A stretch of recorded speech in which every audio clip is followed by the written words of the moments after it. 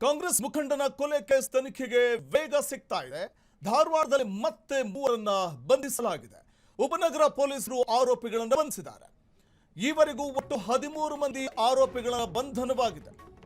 ಧಾರವಾಡದಲ್ಲಿ ಮತ್ತೆ ಮೂವರನ್ನ ಅಂದರ್ ಮಾಡಲಾಗಿದೆ. ಕಾಂಗ್ರೆಸ್ ಮುಖಂಡನ ಕೊಲೆ ಕೇಸ್ ತನಿಖೆ ತೀವ್ರ ಪಡ್ಕೊಳ್ತಾ ಇದೆ. ಉಪನಗರ ಪೊಲೀಸರು ಆರೋಪಿಗಳನ್ನು ಬಂಧಿಸಿದ್ದಾರೆ. ಈವರೆಗೂ 13 ಆರೋಪಿಗಳ ಬಂಧನವಾಗಿದೆ. ಹುಬ್ಬಳ್ಳಿ ಧಾರವಾಡ ಪೊಲೀಸ್ ಕಮಿಷನರ್ ಶಶಿಕುಮಾರ್ ಈ ಸಂಬಂಧ ಮಾಹಿತಿ ಕೊಟ್ಟಿದ್ದಾರೆ. ರಾಜಕೀಯ ಮುಖಂಡರಿದ್ರು ಬಿಡುವ ಮಾತೇ ಇಲ್ಲ ಅಂದಿದ್ದಾರೆ.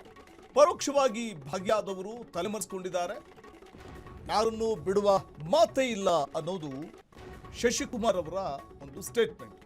ಏಪ್ರಿಲ್ 10ರಂದು ನಡೆದಿದ್ದಂತಹ ಫೈರೋಜ್ ಕೊಲೆ ಪ್ರಕರಣ ಇದು.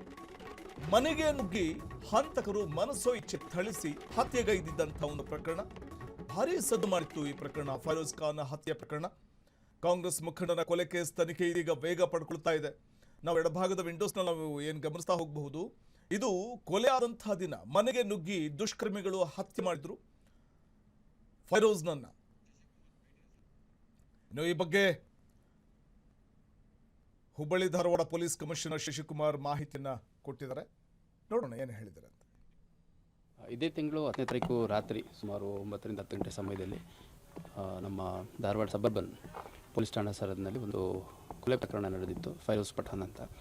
ಆ ಪ್ರಕರಣದಲ್ಲಿ ಈಗಾಗಲೇ 9 ಜನರನ್ನು ಅರೆಸ್ಟ್ ಮಾಡಿದ್ವಿ. ಮುಂದುವರೆದು ಮತ್ತು ಆ ಕೊಲೆ ಪ್ರಕರಣಕ್ಕೆ ಸಂಬಂಧಪಟ್ಟಂಥ 3 ಜನರನ್ನು ಅರೆಸ್ಟ್ ಮಾಡಿದ್ವಿ. 9 ಜನರನ್ನು ಪೊಲೀಸ್ ಕಸ್ಟಡಿ ತೊಗೊಂಡು ಮತ್ತೆ ಫರ್ದರ್ ಇನ್ವೆಸ್ಟಿಗೇಷನ್ ಮಾಡ್ತಾಯಿದ್ದೀವಿ. 3 ಜನ ಅವ್ರನ್ನೇನು ಅರೆಸ್ಟ್ ಮಾಡಿದ್ವಿ ಅವ್ರನ್ನ ಕೂಡ ನಂತರದಲ್ಲಿ ಪೊಲೀಸ್ ಕಸ್ಟಡಿ ತೊಗೊಂಡು ಹೆಚ್ಚುವರಿ ವಿಚಾರಣೆ ಮತ್ತು ತನಿಖೆನ ಮಾಡಲಾಗ್ತದೆ. ಈಗ ತೊಗೊಂಡಿರೋರು ಯಾರಿದ್ದಾರೆ ಅವ್ರದ್ದು ಟೆಸ್ಟ್ ಐಡೆಂಟಿಫಿಕೇಷನ್ ಪರೇಡ್ ಮಾಡೋದ್ರಿಂದ ಅವರು ಹೆಸರಾಗಲಿ ಅವ್ರ ಡೀಟೇಲ್ಸ್ ಆಗಲಿ ಡಿಸ್ಕ್ಲೋಸ್ ಮಾಡೋಕ್ಕಾಗಲ್ಲ. ಈಗ ಕೃತ್ಯ ನಡೆದ ಸ್ಥಳದಲ್ಲಿ ಅಲ್ಲಿ ಭಾಗಿಯಾಗಿ ಕೃತ್ಯ ನಡೆಸಿರುವಂಥವ್ರು 5-6 ಜನ ಆದರೆ ಅದಕ್ಕೆ ಪ್ರತ್ಯಕ್ಷವಾಗಿ ಪರೋಕ್ಷವಾಗಿ ಸಾಕಷ್ಟು ಜನ ಒಂದು ಸಹಕರಿಸಿದ್ದಾರೆ.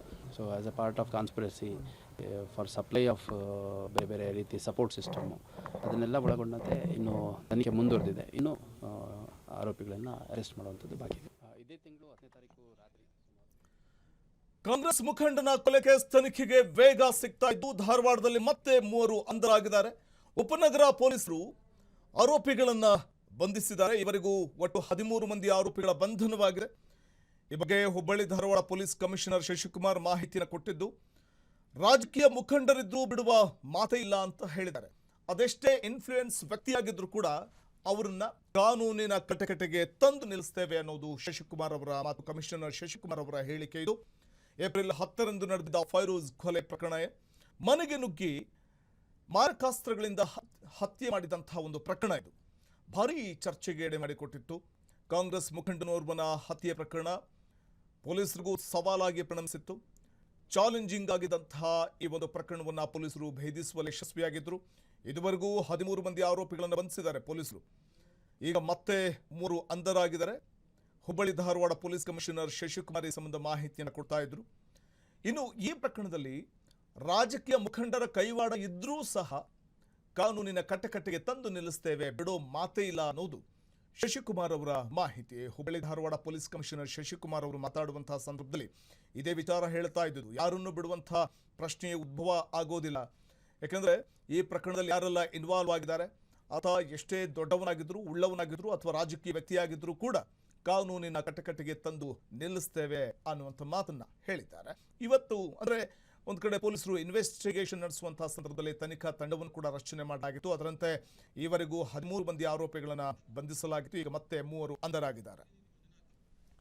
ಈ ಕುರಿತು ಮತ್ತಷ್ಟು ಮಾಹಿತಿಯನ್ನು ಪಡೆಯೋಣ. ನಮ್ಮ ಪ್ರತಿನಿಧಿ ಮಂಜುನಾಥ್ ಹೆಚ್ಚಿನ ಮಾಹಿತಿ ಕೊಡ್ತಾರೆ. ಮಂಜುನಾಥ್, ಕಾಂಗ್ರೆಸ್ ಮುಖಂಡ ಫೈರೋಜ್ ಕೊಲೆ ಪ್ರಕರಣಕ್ಕೆ ಸಂಬಂಧಪಟ್ಟಂತೆ ಪೊಲೀಸರ ಇನ್ವೆಸ್ಟಿಗೇಷನ್ ಅಲ್ಲಿ ಈಗ ಮತ್ತೆ 3 ತಗಲಾಕೊಂಡಿದ್ದು ಹೇಗೆ ಅಂತ? ಎಸ್ ವಸಂತ, ಕಳೆದ ಏಪ್ರಿಲ್ 10ರಂದು ಧಾರವಾಡದ ಮಾಳಾಪುರದ ಹಾಶ್ಮಿ ನಗರದಲ್ಲಿ ಯೂತ್ ಕಾಂಗ್ರೆಸ್ ಪ್ರಧಾನ ಕಾರ್ಯದರ್ಶಿಯಾದಂತಹ ಫೈರೋಜ್ ಪಠಾಣ್ ಎಂಬ ಯುವಕನ ಬರ್ಬರವನ ಹತ್ಯೆ ನಡೆಯುತ್ತೆ. ಹತ್ಯೆ ನಡೆದ ನಂತರ ಧಾರವಾಡದ ಉಪನಗರ ಪೊಲೀಸ್ ಠಾಣೆಯಲ್ಲಿ ಪ್ರಕರಣ ಕೂಡ ದಾಖಲಾಗುತ್ತೆ. ಈ ಪ್ರಕರಣ ದಾಖಲಾದ ಕೆಲವೇ ಗಂಟೆಗಳಲ್ಲಿ 5 ಮಂದಿ ಆರೋಪಿಗಳನ್ನು ವಶಕ್ಕೆ ಪಡೆಯುತ್ತಾರೆ. ವಶಕ್ಕೆ ಪಡೆದು ನಂತರ ಅವ್ರನ್ನ ವಿಚಾರಣೆ ಬಳಿಕ ಮತ್ತೆ 4 ಮಂದಿ ಆರೋಪಿಗಳನ್ನು ವಶಕ್ಕೆ ಪಡೆಯುತ್ತಾರೆ. ಒಟ್ಟು 9 ಮಂದಿ ಜನರನ್ನು ಆರೋಪಿತರನ್ನು ಅಂದು ವಶಕ್ಕೆ ಪಡೆಯುತ್ತಾರೆ. ಕೆಲವೇ ಅಂದ್ರೆ 24 ಗಂಟೆ ಒಳಗಡೆಗಾಗಿ. ತದನಂತರ ಅದರ ತನಿಖೆ ಭಾಗ ಮುಂದುವರೆದಾಗಿ ಇವತ್ತು ಮತ್ತೆ 3 ಮಂದಿ ಆರೋಪಿಗಳನ್ನು ಈಗಾಗಲೇ ಬಂಧನ ಮಾಡಿರುವಂತದ್ದು. ಈ ಕುರಿತಂತೆ ಮಾಹಿತಿ ಹಂಚಿಕೊಂಡ ಹುಬ್ಬಳ್ಳಿ ಧಾರವಾಡ ಪೊಲೀಸ್ ಕಮಿಷನರ್ ಅಂತ ಎನ್ ಶಶಿಕುಮಾರ್ ಅವರು ಮಾಧ್ಯಮಕ್ಕೆ ಹೇಳಿಕೆ ನೀಡುತ್ತಿರುವ ಜೊತೆಗೆ ಈ ಕೊಲೆ ಪ್ರಕರಣದಲ್ಲಿ ಯಾರೇ ಭಾಗಿಯಾದರೂ ಕೂಡ, ಎಷ್ಟೇ ಪ್ರಭಾವಿ ಆದರೂ ಕೂಡ ಈ ಕೊಲೆಗೆ ಸಹಕಾರ ನೀಡಿದವರಾಗ್ಲಿ, ಪರೋಕ್ಷವಾಗ್ಲಿ ನೇರವಾಗಿ ಕೊಲೆಯಲ್ಲಿ ಭಾಗಿಯಾದವರಾಗ್ಲಿ ಅವರನ್ನು ಬಿಡುವ ಮಾತೇ ಇಲ್ಲ ಎಂಬ ಮಾತುಗಳನ್ನು ಈಗ ಹೇಳಿರುವಂತದ್ದು. ಇದರ ಜೊತೆಗೆ ಕೊಲೆ ಆರೋಪಿಗಳ ಮಾಹಿತಿ ಮಾಧ್ಯಮದವರು ಕೇಳಿದ ಸಂದರ್ಭದಲ್ಲಿ ಅವರನ್ನು ನ್ಯಾಯಾಲಯದ ಪರ್ಮಿಷನ್ ತೆಗೆದುಕೊಂಡು ಐಡೆಂಟಿಫಿಕೇಶನ್ ಪರೇಡ್ ಕೂಡ ನಡೆಸಲಾಗುತ್ತೆ.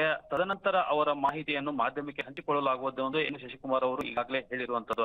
ಇದರ ಜೊತೆಗೆ ಇನ್ನೊಂದು ಅಂಶ ಗಮನಿಸಬೇಕಾದಂತಂದ್ರೆ, ಯೂತ್ ಕಾಂಗ್ರೆಸ್ನ ಧಾರವಾಡ ಮುಖಂಡರಾದ ಅಬ್ದುಲ್ ಅವರು ಜೊತೆಗೆ ಮತ್ತು ಫೈರೋಜ್ ಕುಟುಂಬಸ್ಥರು ಕೂಡ ಇದೊಂದು ರಾಜಕೀಯ ಪ್ರೇರಿತವಾಗಿ ಕೊಲೆ ನಡೆದಿದೆ ಎಂದು ಕೂಡ ಸಾಕಷ್ಟು ಆರೋಪ ಮಾಡ್ತಾ ಇರುವಂತದ್ದು. ಈ ನೆಲೆಯಲ್ಲಿ ಪೊಲೀಸ್ ಕಮಿಷನರ್ ಅವರು ತಾವೇ ಸ್ವತಃವಾಗಿ ಈ ಕೊಲೆ ಪ್ರಕರಣದ ಮಾರ್ಗದರ್ಶನದ ಜೊತೆಗೆ ಆರೋಪಿಗಳ ತಲಾಶ್ ಕೂಡ ಈಗ ನಡೆಸ್ತಾ ಇರುವಂತದ್ದು. ಅಂದ್ರೆ ಈಗಾಗಲೇ ಧಾರವಾಡ ಉಪನಗರ ಪೊಲೀಸ್ ಠಾಣೆಯಲ್ಲಿ ಯೋಗೇಶ್ ಗೌಡ್ರ ಹತ್ಯೆ ಪ್ರಕರಣ ಕೂಡ ತನಿಖೆಯನ್ನು ಅದೇ ಪೊಲೀಸ್ ಸ್ಟೇಷನ್ ವ್ಯಾಪ್ತಿಯಲ್ಲಿಯೂ ಕೂಡ ನಡೆದಿತ್ತು. ಈಗಾಗಲೇ ಅಲ್ಲಿಯ ಸ್ಥಳೀಯ ಮಟ್ಟದಲ್ಲಿ ಪೊಲೀಸ್ನ ಇಲಾಖೆ ಉಪನಗರ ಪೊಲೀಸ್ ಠಾಣೆಯಲ್ಲಿ ಒಂದು ಕೆಟ್ಟ ಭಾವನೆ ಕೂಡ ಈಗ ಸಾರ್ವಜನಿಕರಲ್ಲಿ ಮೂಡ್ತಾ ಇರುವಂತದ್ದು.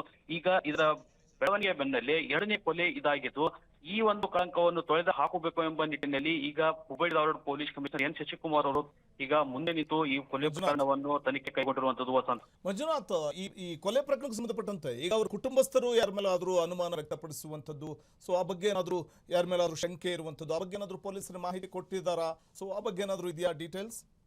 ಎಸ್ ವಸಂತ, ಈ ಕೊಲೆ ನಡೆದ ತಕ್ಷಣವೇ ಕೂಡ ಅದರ ಮರದ ದಿನ ಅಂತ್ಯಕ್ರಿಯೆ ಸಂದರ್ಭದಲ್ಲಿ ಫೈರೋಜನ ಸಹೋದರ ಕೂಡ ಈ ಕೊಲೆಯಲ್ಲಿ ಇಸ್ಮಾಯಿಲ್ ಟಮಾಟರ್ ಕಾಂಗ್ರೆಸ್ ಮುಖಂಡರು ಒಂದು ನೇರವಾಗಿ ಭಾಗಿಯಾಗಿದ್ದಾರೆ ಎಂದು ಕೂಡ ಆ ಆಡಿಯೋ ಕೂಡ ವೈರಲ್ ಮಾಡಿದ್ರು. ವೈರಲ್ ಆದ ನಂತರ ಪೊಲೀಸರು ಕೂಡ ಈ ಒಂದು ಆಡಿಯೋ ವಿಚಾರವಾಗ್ಲಿ ಮತ್ತು ನೇರವಾಗಿ ಆರೋಪಿತರು ಏನು ಕೊಲೆಯಲ್ಲಿ ಭಾಗಿಯಾಗಿದ್ದಾರೆ ಅವರನ್ನು ಆಗ್ಲಿ ಮತ್ತು ಪರೋಕ್ಷವಾಗಿ ಕೊಲೆಗೆ ಸಹಕಾರ ನೀಡಿದವರನ್ನಾಗಿ ಅವರು ಎಲ್ಲರದ್ದು ಕೂಡ ಒಂದು ಎಲ್ಲ ಆಯಾಮದಲ್ಲಿ ಪೊಲೀಸ್ ಇಲಾಖೆ ಈಗ ತನಿಖೆ ಕೈಗೊಂಡಿರುವಂತದ್ದು.